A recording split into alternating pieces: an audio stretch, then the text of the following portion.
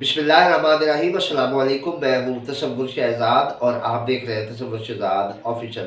नाजरीन, आज का जो हमारा मौजू है वो बिश्केक में पाकिस्तानी तलबा के साथ होने वाले सलूक और फिर उनकी वापसी और उन तलबा ने यहाँ आके वजीर दाखिला मोहसिन नकवी को क्या शिकायत लगाई और इसहाक डार का दौरा किर्गिस्तान क्यों मुलतवी हुआ, ये आज के मौजूआत हैं। और इसके अलावा वहाँ पर हलाकतों के हवाले से मुतज़ाद इतलात हैं, हुकूमत उनको तस्लीम नहीं कर रही, जबकि सोशल मीडिया पर इसके हवाले से कुछ ऐसी वीडियोज़ वायरल हो रही है जिनमें वहाँ मौजूद स्टूडेंट्स दावा कर रहे हैं कि वहाँ हलाकतें हुई है। इस पर क्या शनाख्त है, इसके हवाले से गुफ्तगू करेंगे।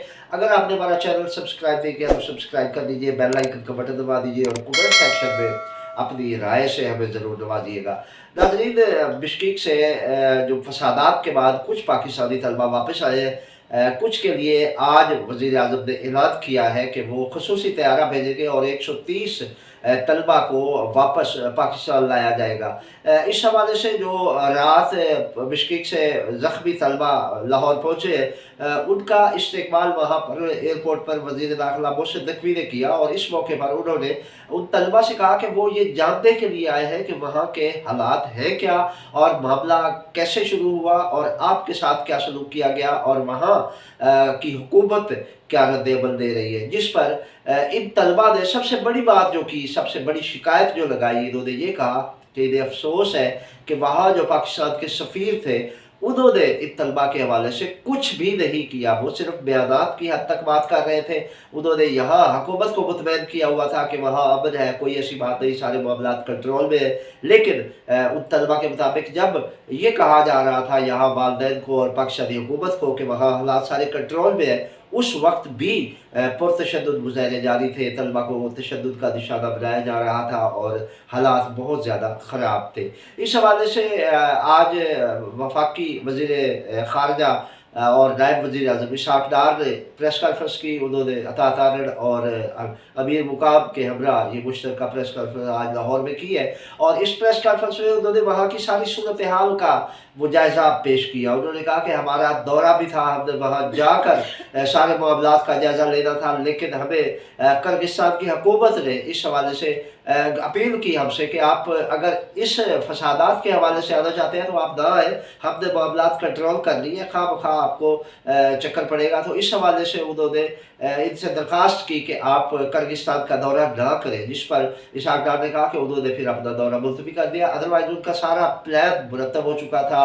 वहाँ राब्ता भी हो चुका था, तैयारा भी तैयार था, सब कुछ ओके हो चुका था। लेकिन जब किर्गिस्तान की हुकूमत की जानिब से इन्हें कहा गया कि आप जो है वो अगर इन मामलात की वजह से आना चाहते हैं तो आपके आने की ज़रूरत नहीं है, हमने सारे सूरत हाल को कंट्रोल कर लिया है। ये इसहाक डार का मौक़िफ़ है और साथ ही इसहाक डार हैरत है कि जब हम किसी मसले में फंसे हुए होते हैं तब भी हमारी हुकूमत और हमारे सियासतदान तमाम जमातों की मैं बात कर रहा हूँ कि वो एक दूसरे पर इल्ज़ाम तराशी से बात नहीं आते। ये एक हसास मामला था, हमारे बच्चे वहाँ पर मुतासर हो रहे थे, उन पर तशद्दुद किया जा रहा था और इसहाक डार साहब ने नाम लिए बगैर अपनी मुखालिफ सियासी जमात को निशाना बनाया और उन्होंने कहा कि ये एक प्रोपेगेंडा किया जा रहा था एक सियासी जमात की जानिब से जो अफसोसनाक है। उन्होंने इस रवैये की मजम्मत की, मगर इस हवाले से जो आप को बताते चले कि ये प्रोपेगेंडा पीटीआई की जानिब से नहीं था, ये प्रोपेगेंडा किसी की जानिब से भी नहीं था, बल्कि वहाँ जो तालिब इल्म मुतासर हो रहे थे, जिनको तशद्दुद का निशाना बनाया जा रहा था या जो अपने हॉस्टलों में बेसूर हो चुके थे, उन्होंने ये वीडियोज़ बनाकर जारी की है और आप कह रहे हैं कि ये प्रोपेगेंडा है। तो ये प्रोपेगेंडा नहीं है। जब वो कोई बंदा मुश्किल में फंसा होता है तो वो रास्ते ढूंढने के लिए, वो मदद की तलब के लिए मुख्तलिफ हरबे इस्तेमाल करता है। तो उन्होंने अपने तौर पर ये कोशिश की कि हमारी हुकूमत तक हमारी आवाज़ पहुँचे और फिर हमें यहाँ से निकाला जाए। इस हवाले से आप ये वीडियो भी देख सकते हैं जिसमें 3 तालिब इल्म अपना वीडियो बयान रिकॉर्ड करवा रहे हैं और इसमें उन्होंने हलाकतों का भी जिक्र किया है। आप ये वीडियो देखिए। अस्सलाम वालेकुम, मेरा नाम मोहम्मद वलीद है। हम यहाँ किर्गिस्तान में मेडिकल स्टूडेंट्स हैं। कल रात एक तनाज़ा हुआ था जिसके अंदर चंद किर्गिज़ लोग यहाँ के लोकल किसी एक हॉस्टल में गए थे जहाँ पे मिस्री और इजिप्शियंस रहते हैं।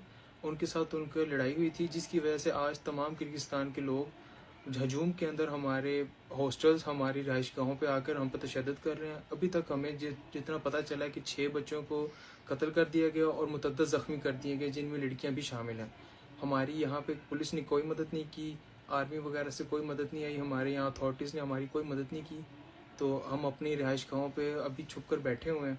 बाहर भी तनाज़ात हो रहे हैं और हमारी सिर्फ पाकिस्तान एम्बेसी से इतनी अपील है कि हमें कम से कम यहाँ से निकाला जाए, हमारे लिए प्लेन्स का इंतज़ाम किया जाए और यहाँ से हमारी रिहाइश गाहों से हमें इवैक्यूएट करके हमें कम से कम एयरपोर्ट तक सिक्योरिटी के साथ लेके जाया जाए।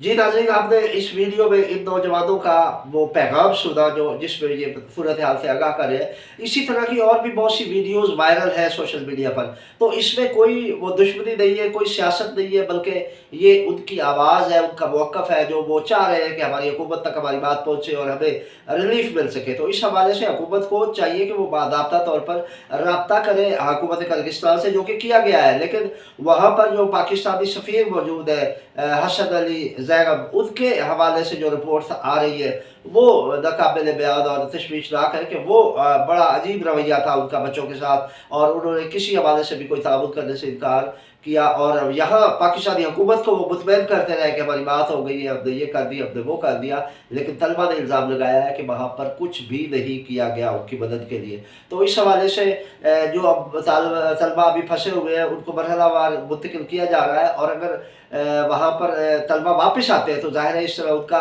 तालीमी नुकसान होने का एहतमाल है। तो उनको वापस आने की बजाय उन्हें वहीं रखा जाए और वहाँ की हुकूमत को मजबूर किया जाए कि वो वहाँ के हालात बेहतर करें ताकि तलबा पर अमन माहौल में अपनी तालीम जारी रख सके।